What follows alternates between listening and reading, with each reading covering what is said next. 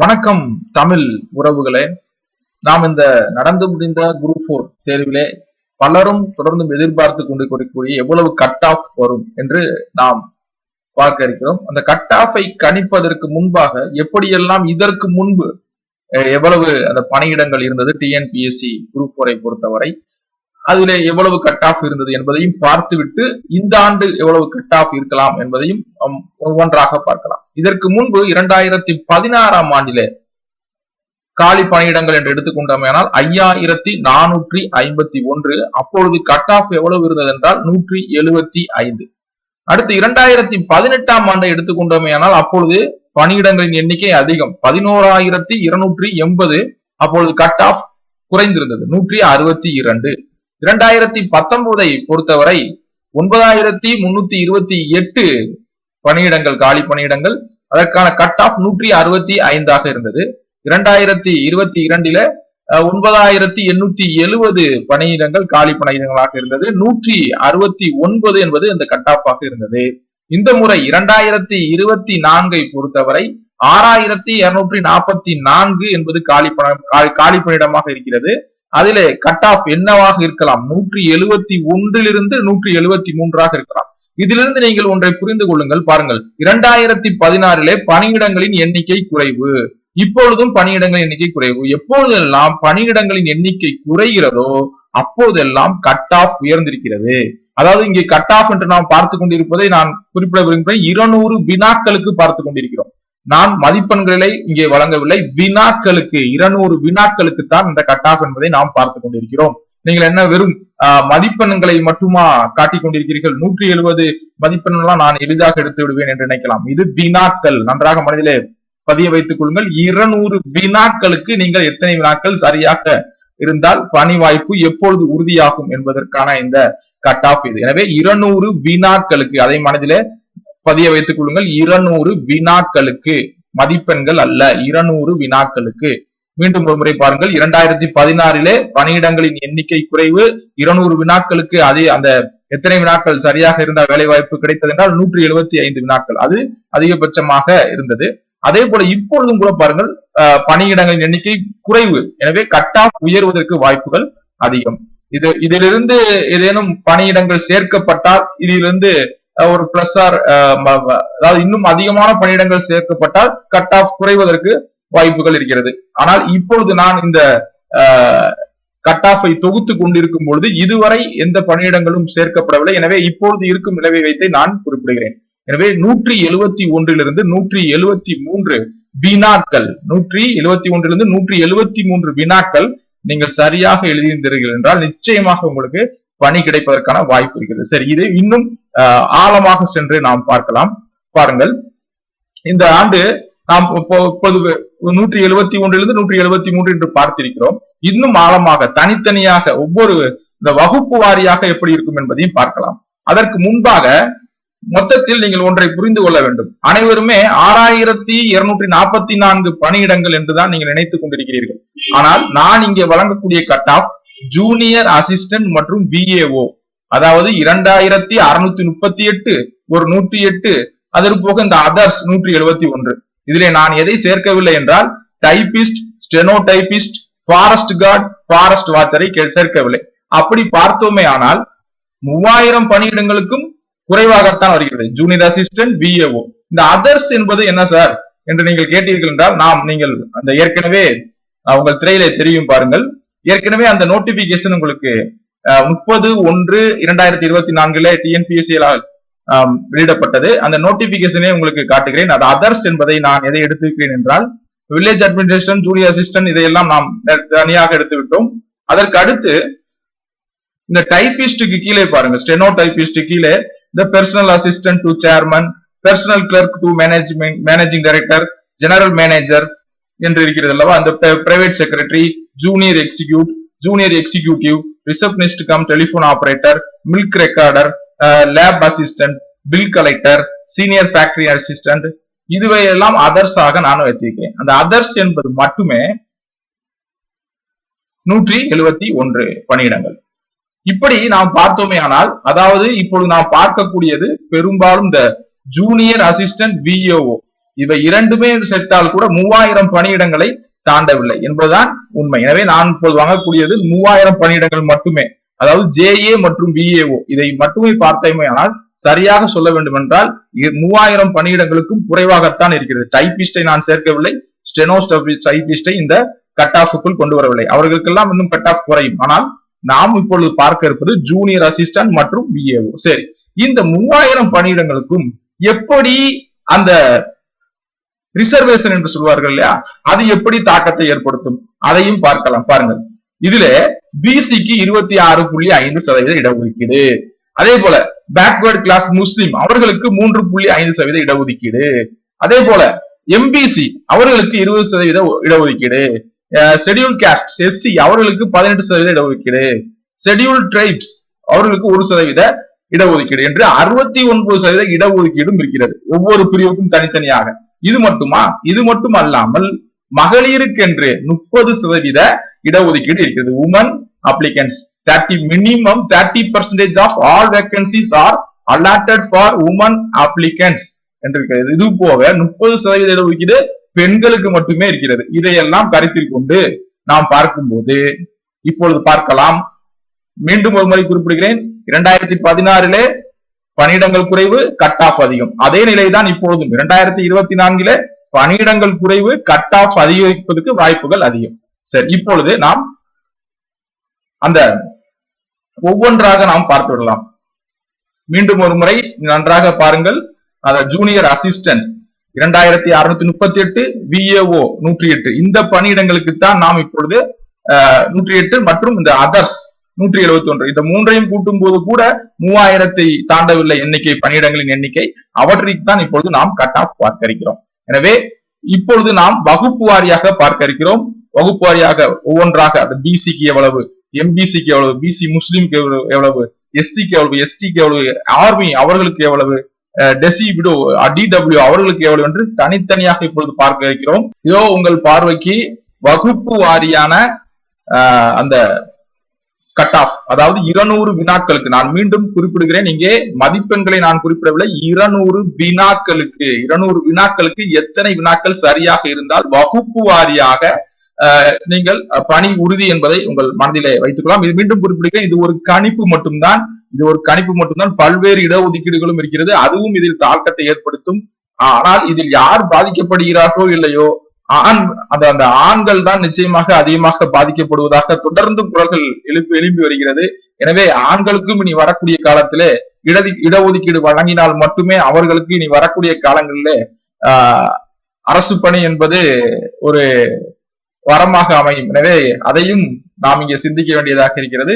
பரவாயில்லை, எது எப்படியோ இப்பொழுது உங்கள் திரையிலே பார்த்து விடலாம். கேட்டகரி வைஸாக ஓசி அதாவது ஜெனரல் கேட்டகரி மேலாக இருந்தால் 175 178 வினாக்கள் நீங்கள் சரியாக எழுதியிருக்க வேண்டும் 200 வினாக்களுக்கு.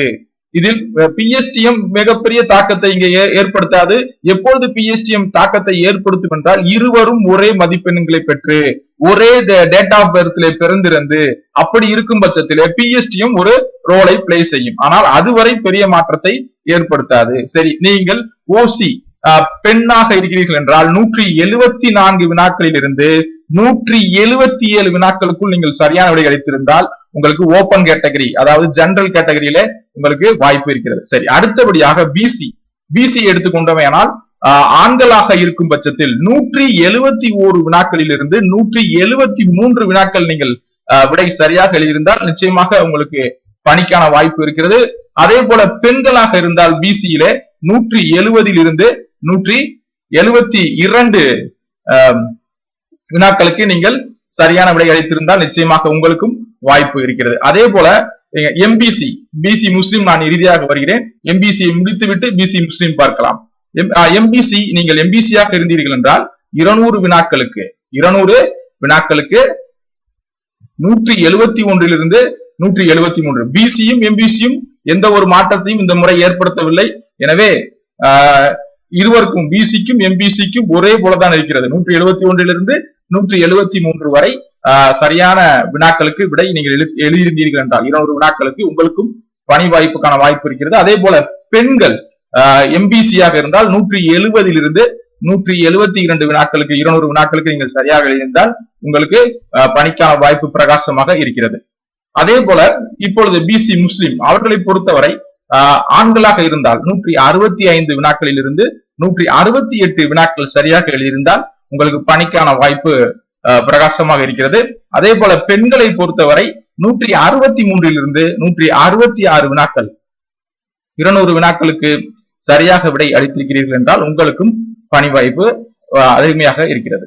அதே போல எஸ்சி ஷெட்யூல் காஸ்ட் அவர்களை பொறுத்தவரை ஆண்களாக இருக்கும் பட்சத்தில் 166 இருந்து 169 வினாக்களுக்கு விடை சரியாக 200 வினாக்களுக்கு 166 இருந்து 169 வினாக்கள் சரியாக அளித்திருந்தால் வாய்ப்புகள் இருக்கிறது. அதே போல பெண்களாக இருக்கும் பட்சத்தில் 165 இருந்து 167 வினாக்களுக்கு நீங்கள் சரியாக விடை அளித்திருந்தீர்கள் என்றால் உங்களுக்கும் வாய்ப்பு பிரகாசமாக இருக்கிறது. அதே போல எஸ்சி அருந்ததியினர் அவர்களுக்கு 162 இருந்து 164 வினாக்கள் சரியாக விடை அளித்திருந்தால் உங்களுக்கும் வாய்ப்பு இருக்கிறது. அதே போல பெண்களாக இருந்தால் எஸ்சி அருந்ததியினர் 160 இருந்து 163 வினாக்களுக்கு 200 வினாக்களுக்கு நீங்கள் 160 இருந்து 163 வினாக்களுக்கு சரியாக விடை அளித்திருந்தால் உங்களுக்கும் வாய்ப்பு இருக்கிறது. அதே போல எஸ்டியை பொறுத்தவரை ஆண்கள் 161 இருந்து 163 வினாக்களுக்கு 200 வினாக்களுக்கு சரியாக விடை அளித்திருந்தால் வாய்ப்பு இருக்கிறது. இந்த கட் ஆஃப் தான் இது ஒரு கணிப்பு தான், இப்படித்தான் இருக்கும் என்பதல்ல. பல்வேறு இடஒதுக்கீடு கருத்தில் கொண்டு இறுதியாக இது நாங்கள் குழுவாக அமர்ந்து இப்படி இருக்கலாம் என்று ஒரு கணிப்பு தான். சரியா, இதுதான் இருக்கும் என்று சொல்லவில்லை, ஒரு கணிப்பு. ஏனென்றால் பலரும் கேட்டுக்கொண்டிருந்தீர்கள், அந்த உங்களை நான் எப்பொழுதுமே கட் ஆஃப் இவ்வளவுதான் என்று யாராலும் கணிக்க முடியாது. இது ஒரு முன்னோட்டம், அவ்வளவுதான். இவ்வளவு இதுக்குள்ளாக இருக்கலாம் என்பதற்கான ஒரு இப்படி இருக்கலாம், ஒரு யூகத்தின் அடிப்படையில் இது வழங்கப்படுகிறது. அதே போல எஸ்டி பெண்களாக இருக்கும் பட்சத்தில் 159 இருந்து 162 வினாக்கள் சரியாக எழுதினால் உங்களுக்கு பணிக்கான வாய்ப்பு இருக்கிறது. அதே போல எஸ்டி ஆண்களாக இருந்தால் 161 இருந்து 163 வினாக்கள் 200 வினாக்களுக்கு சரியாக எழுதியிருக்க வேண்டும். அதே போல பிசிக்கலி ஹேண்டிகேப்ட் பெர்சன்ஸ் அவர்கள், அதாவது மாற்றுத்திறனாளிகள், அவர்கள் ஆண்களாக இருந்தால் 150 இருந்து 155 வினாக்கள் சரியாக எழுதியிருந்தால் பணிக்கான வாய்ப்பு இருக்கிறது. பெண்களாக இருந்தால் 148 இருந்து 153 வினாக்கள், அதாவது பிசிக்கலி ஹேண்டிகேப் அந்த கேட்டகரியிலே உங்களுக்கு வாய்ப்பு இருக்கிறது. அதே போல முன்னாள் ராணுவத்தினர் எக்ஸ் ஆர்மி அவர்கள் 140 இருந்து 148 வினாக்கள் சரியாக எழுதியிருந்தால் உங்களுக்கான வாய்ப்பு இருக்கிறது. அதே போல டெசியூடோ அதாவது விதவைகள் அவர்களை பொறுத்தவரை 138 வினாக்களில் இருந்து 145 வினாக்கள் சரியாக எழுதியிருந்தால் உங்களுக்கு வாய்ப்புகள் இருப்பதற்காக அந்த கட் ஆஃப் தெரிய வருகிறது. எனவே இது ஒரு கணிப்பு மட்டும்தான். ஏனென்றால் இந்த முறை நான் மீண்டும் குறிப்பிடுகிறேன், இந்த கட் ஆஃப் எப்படி எடுக்கப்பட்டது என்பதை நான் மீண்டும் குறிப்பிடுகிறேன்.